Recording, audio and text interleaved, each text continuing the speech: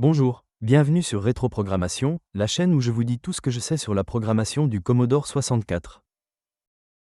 Aujourd'hui, nous devions parler des sauts conditionnels. Mais en préparant la vidéo, je me suis aperçu qu'il était nécessaire de commencer par comprendre comment fonctionnent les différents types d'arguments que l'on peut passer à nos instructions. C'est donc pour cette raison qu'aujourd'hui nous allons un peu plus faire de la découverte et de la théorie, nécessaire pour la suite. Regardez comment vérifier que les paramètres passés sont corrects et comment gérer les erreurs.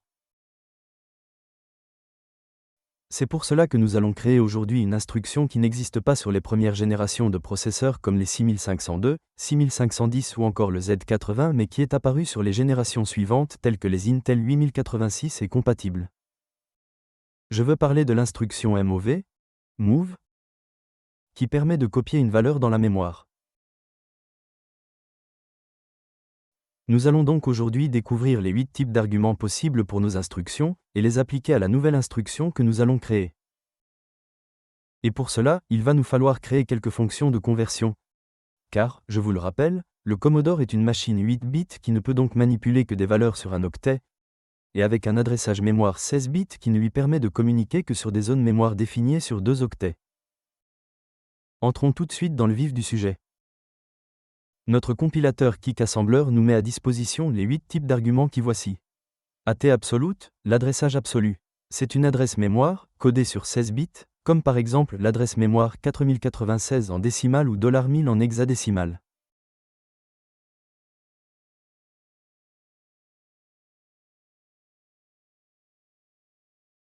AT absolute X, l'adressage indexé sur X. C'est une adresse mémoire, codée sur 16 bits à laquelle est rajoutée la valeur du registre X. Si par exemple X vaut $42, alors $1000,X pointera sur l'adresse mémoire $1042.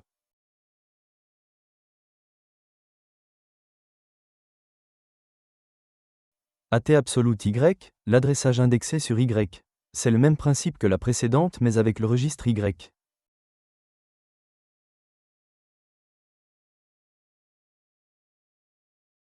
AT immédiate, l'adressage immédiat. Ici, on ne parle pas de mémoire, mais de valeur fixée au moment de la compilation. Lorsque je fais un LDA -10, j'affecte à mon registre à la valeur 10. AT indirect, l'adressage indirect. Un peu plus complexe à appréhender, l'adressage indirect permet d'accéder à une zone mémoire définie par une autre. Prenons un exemple. Dans $0FFE, j'ai la valeur $E2, et dans $0FFF, j'ai la valeur $FC. Nous avons donc le couple $0FFE et $0FFF qui référence la mémoire se trouvant en $FCE2. C'est l'adresse du reset du Commodore 64.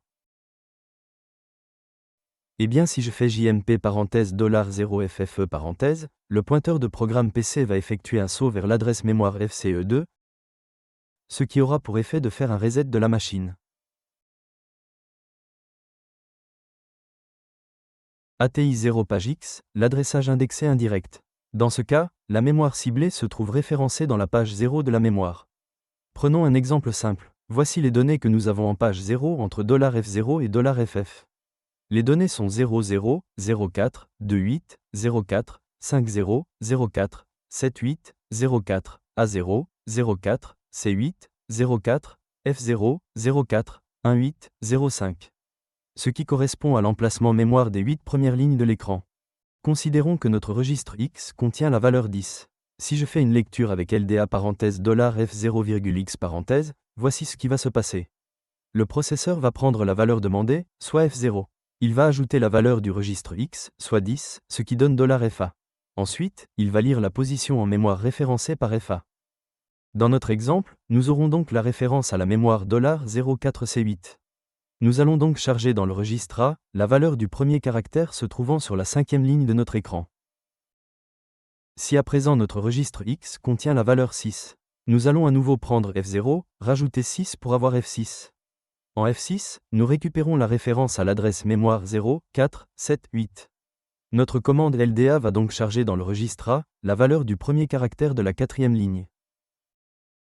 Si on devait résumer, l'adressage indexé indirect consiste à rajouter à la valeur ciblée l'index du registre X avant de pouvoir déterminer la position finale en mémoire.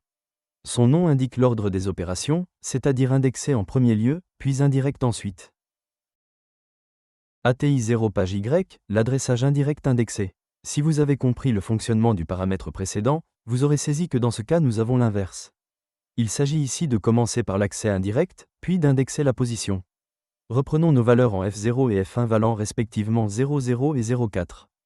Ma commande LDA $F0 $y va donc en premier lieu récupérer la position cible se trouvant en F0, soit la position $0,400. Puis est rajouté à cette position l'index du registre Y. Si donc nous avons Y contenant la valeur 0, nous chargeons dans le registre A le contenu de la mémoire en $0,400. Et si Y vaut 39,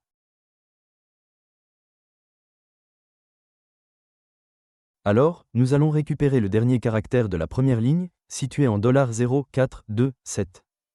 Voilà pour les 7 premiers arguments disponibles pour nos instructions. Et un huitième existe, Athénon. Celui-ci n'est pas à proprement parler un argument puisqu'il indique en fait qu'il n'y a pas d'argument. Mais vous verrez plus tard qu'il est malgré tout important de la connaître, car nous saurons en tirer profit. Je vous propose de mettre immédiatement à profit ces nouvelles connaissances en faisant une petite mise à jour des instructions créées dans les vidéos précédentes.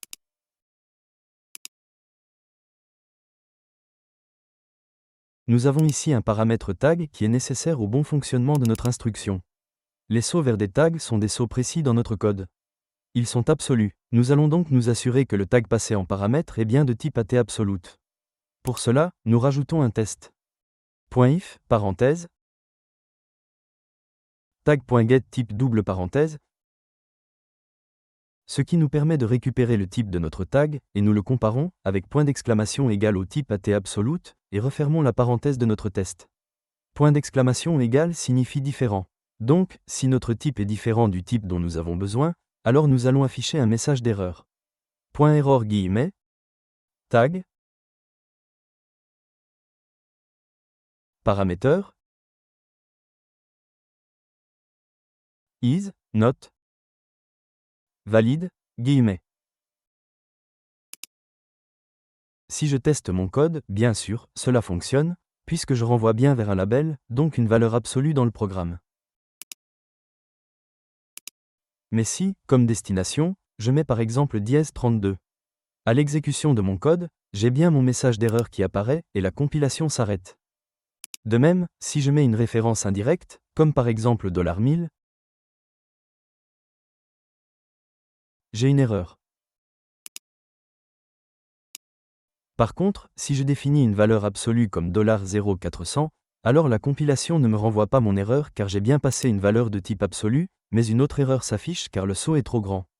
C'est l'erreur classique pour des distances de code trop importantes dans les branchements. La destination ne peut excéder 127 octets en avant ou 128 en arrière. Rajoutons ce contrôle sur chacune de nos instructions précédentes.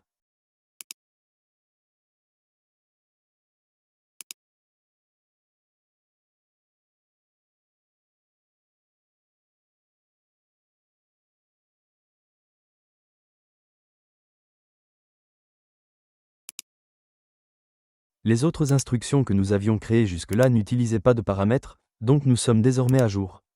J'en profite pour vous faire remarquer que les adressages en page 0, absolus ou indexés, ne font pas partie des paramétrages que nous venons de voir. En fait, le compilateur KickAssembler va de lui-même optimiser le code de manière à utiliser la page 0 lorsque cela est possible. Mettons-nous à l'œuvre de suite et créons notre première instruction du jour, move.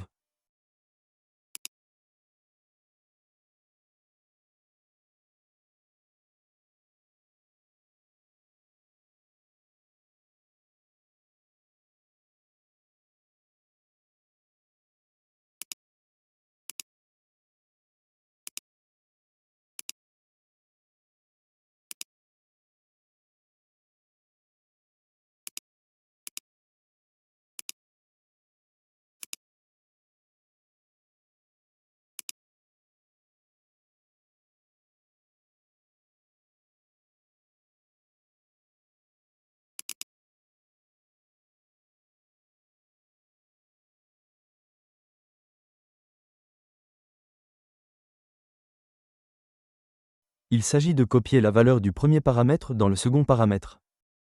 Ce qui signifie que nous devons créer l'instruction avec deux paramètres. Il est également nécessaire d'avoir un second paramètre correspondant à un emplacement mémoire. Donc, ce second paramètre ne doit pas être de type AT_immediate. Par contre, le premier paramètre peut être de type AT_immediate sans aucun problème. Nous avons donc deux paramètres, SRC et DST. Et nous pouvons écrire les tests de contrôle des paramètres.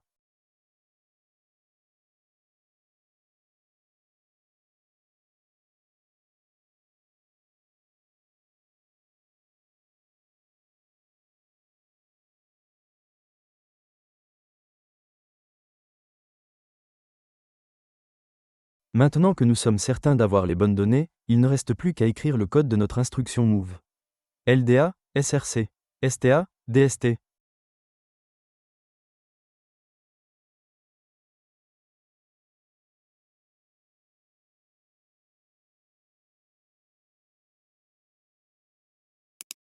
Et maintenant, on se crée des tests pour vérifier que tout est OK. Donc pour cela, nous allons créer plusieurs appels à notre nouvelle instruction, afin de vérifier que toutes les combinaisons sont fonctionnelles. Je commence tout de suite par tester les messages d'erreur, en essayant d'envoyer une valeur en mode immédiat, ce qui n'est pas concevable. MOV, dièse 160 pour le caractère espace inversé, 2 points, dièse 2, pour écrire la valeur 160 dans la valeur 2.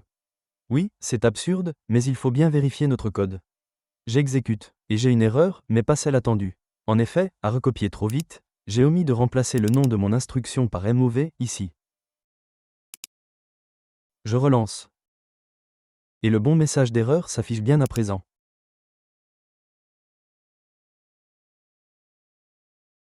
Maintenant, on va commencer en écrivant dans la mémoire d'affichage à l'écran. Donc je garde mon MOV 162 points, et je spécifie 1024, le coin supérieur gauche de mon écran. J'ai mis délibérément la valeur 1024 pour vous montrer que le compilateur sait utiliser le mode décimal et hexadécimal avec vos propres instructions. Je copie ma ligne et je remplace 1024 par $0402, case mémoire 1026. Exécution du code. Et j'ai bien un affichage de 2 carrés sur les colonnes 0 et 2 de la ligne 0 de mon écran. L'écriture en absolu est donc bien fonctionnelle. Je vais à présent tester l'absolu indexé. Sur mon écran de démarrage, j'ai un texte sur la ligne 1 que je vais recopier sur la ligne 24. Faisons une petite boucle. Posons x, comptant de 0 à 39 pour recopier une ligne, et y commençant à 40 pour avoir comme origine le premier caractère de la ligne 1 de mon écran. LDX, dièse 0. LDY, dièse 40. Une boucle loop 2 points, qui fera donc un incrément de y et de x. INY. INX jusqu'à avoir x supérieur à 39. CPX, dièse 40. BNE, loop. Et dans ma boucle, je vais mettre ma nouvelle instruction. MOV, $, 04, 00, virgule, Y, 2 points, $, 04, 0, 0 plus 24 fois 40, virgule X. Comme ça on teste à la fois l'indexation avec X et avec Y. On exécute. Et on obtient bien le résultat attendu. Maintenant, on va tester les accès indirects.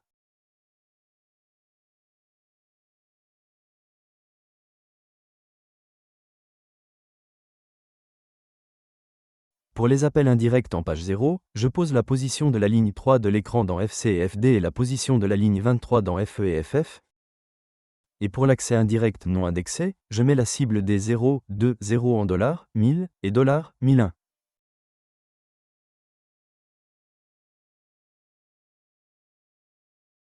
Si je fais MOV, dièse, yellow, pour la couleur jaune, 2 points, parenthèse $, 1000, parenthèse. Cela doit normalement provoquer une erreur. Impeccable. En effet, les commandes LDA et STA ne supportent pas l'accès indirect. Et pourtant, nous allons réussir tout à l'heure à autoriser cette utilisation. Mais en attendant, nous allons ajouter le message d'erreur.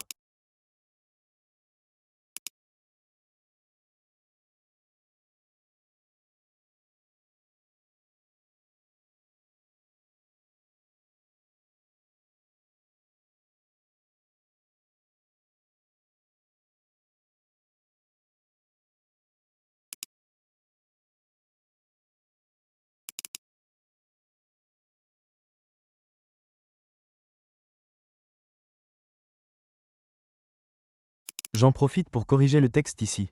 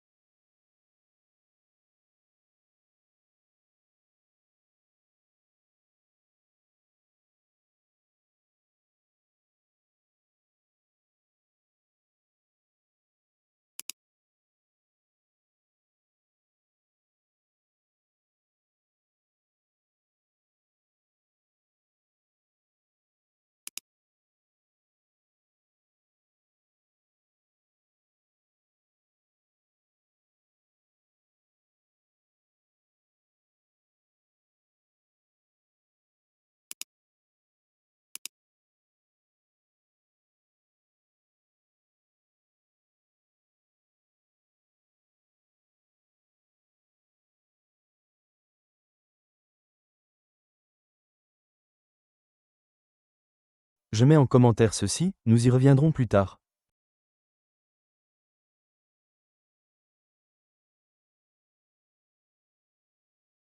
Faisons à présent le test pour l'accès indirect indexé. Je refais une nouvelle boucle de 40 caractères. LDY, dièse 0. Loop 2 points.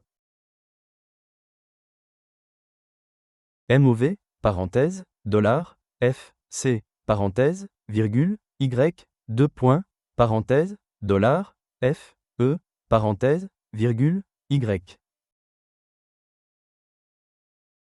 INY, CPY, dièse 40. BNE, loop. Et en exécutant, on a bien recopié la ligne 3 sur la ligne 23.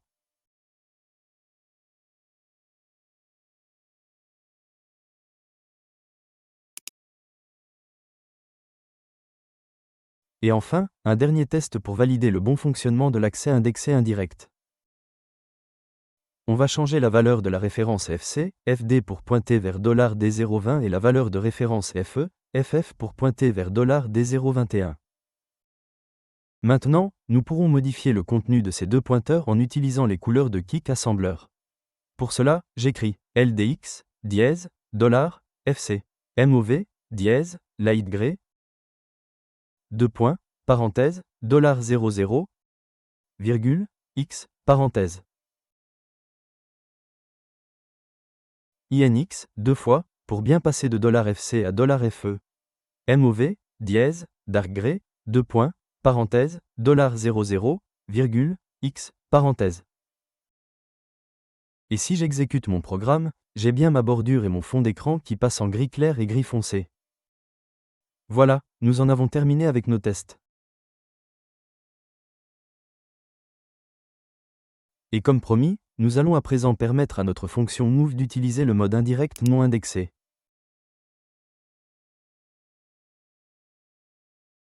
Et je retourne dans mon fichier move.asm pour rajouter quelques éléments afin de suppléer à l'absence du mode indirect pour les instructions LDA et STA.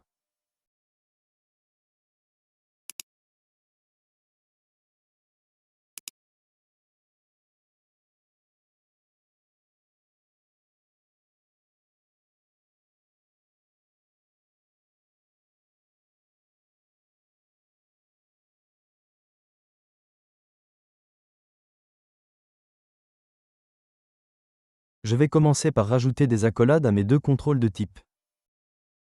ce qui me permet de distinguer le code qui fonctionne actuellement de celui que nous allons rajouter.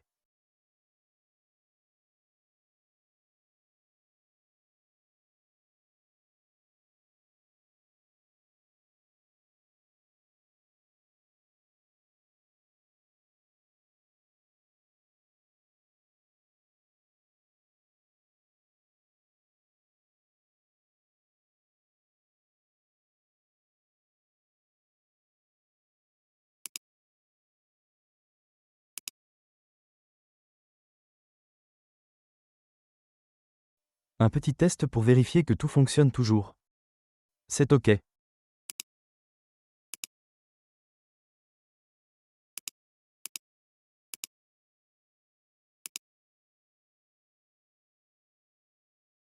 Je mets en commentaire mon code d'erreur.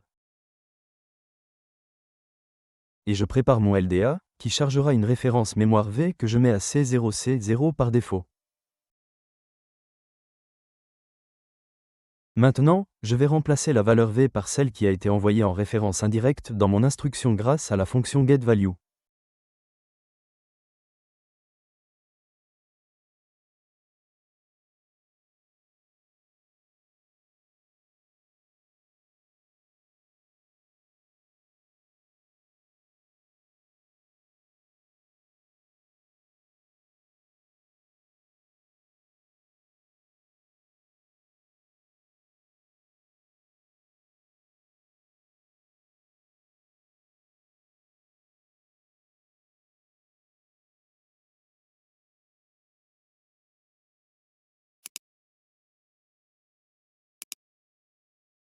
Je reprends le morceau de code interdit et le place en fin de programme de test. Je lance mon programme, et désormais, il est fonctionnel. J'ai bien récupéré la couleur référencée par $1000 qui pointe vers D020 pour l'écrire dans D021.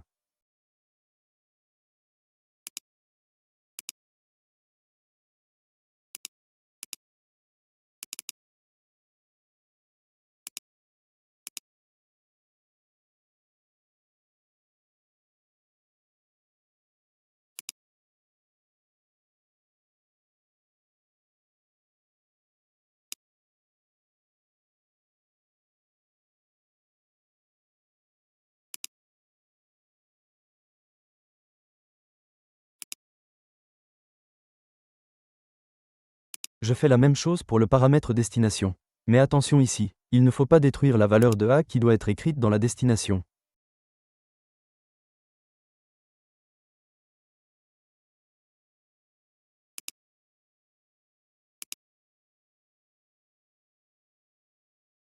Pour cela, il existe plusieurs méthodes, la plus simple étant PHA puis PLA, qui coûte 7 cycles processeur mais seulement 2 octets de mémoire, ou à nouveau le code auto modifié avec un STA et un LDA, utilisant 5 octets pour un coût de 6 cycles.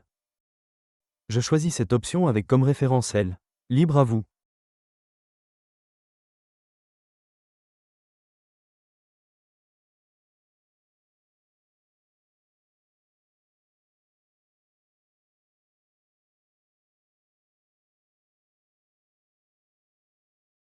Je vais d'ailleurs faire de même pour envelopper toute mon instruction afin que son utilisation ne soit pas destructive du registre A et j'envoie la valeur dans SAV.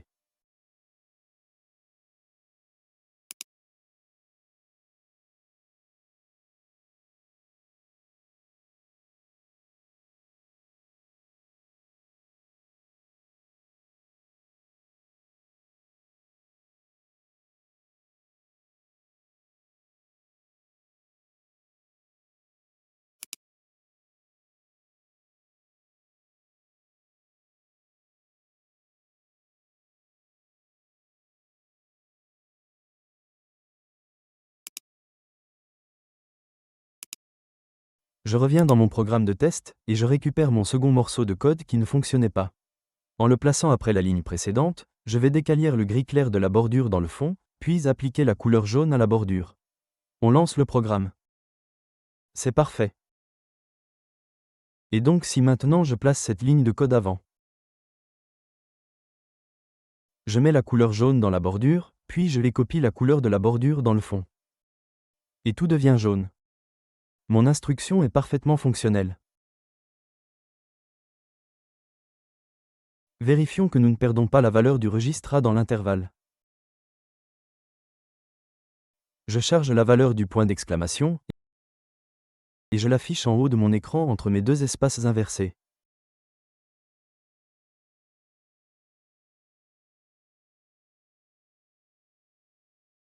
C'est parfait.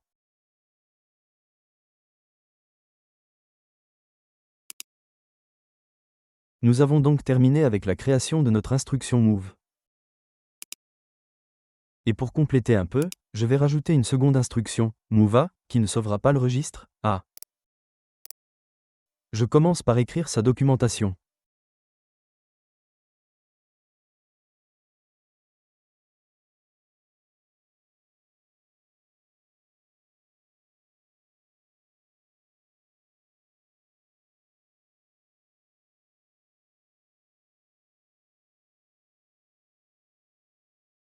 Je renomme move en move A.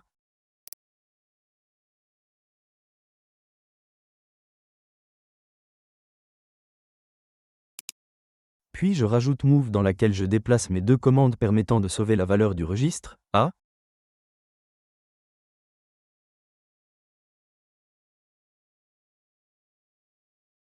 Et entre deux, j'appelle move A avec les deux paramètres src et dst. Allons tester cela.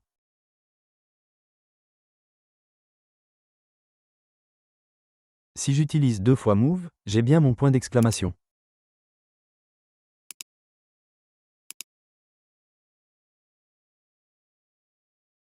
Si j'utilise move A, j'ai un G qui est bien la 7e lettre de l'alphabet.